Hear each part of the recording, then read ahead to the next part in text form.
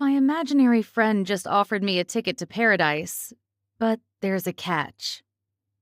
My parents were fighting again, so I locked myself in my room, shouting for my imaginary friend. When I was 5, I lost him in an accident. I was okay, but when I woke up in the emergency room, he was gone. Now, he was back.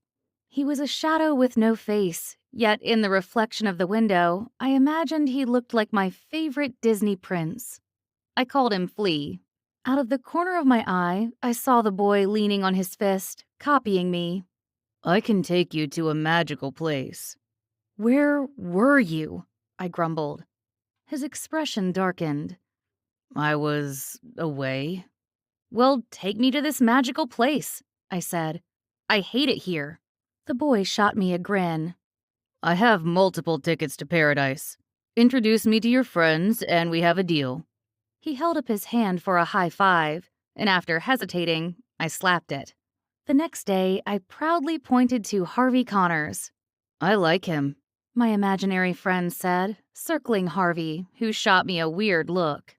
What are you looking at, weirdo? He's nice, I said when Flea raised a brow. I picked the other kids who would join me, Lily Carter and Wren Littlewood.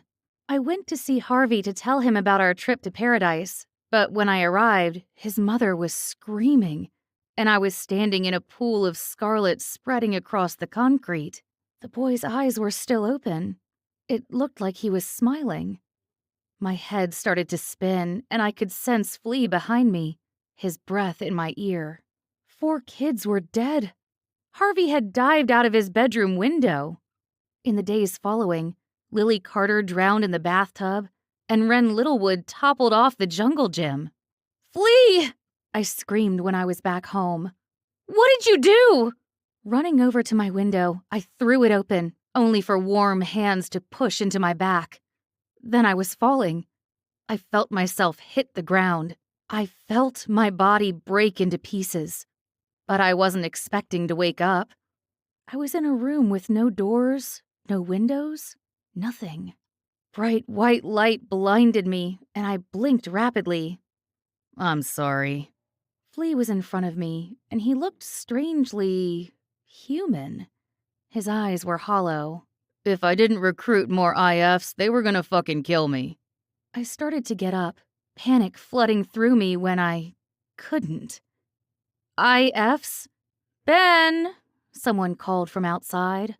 Leave the new recruits alone. Something cold shot down my spine. Flea's name was Ben? Outside, I could hear Harvey Connors screaming. I didn't understand why until I stared down at myself, at my body that was no longer a body. I was nothing but shadow and oblivion, an outline waiting to enter a child's mind. Imaginary friends, Flea said, his voice breaking. Welcome to your first day.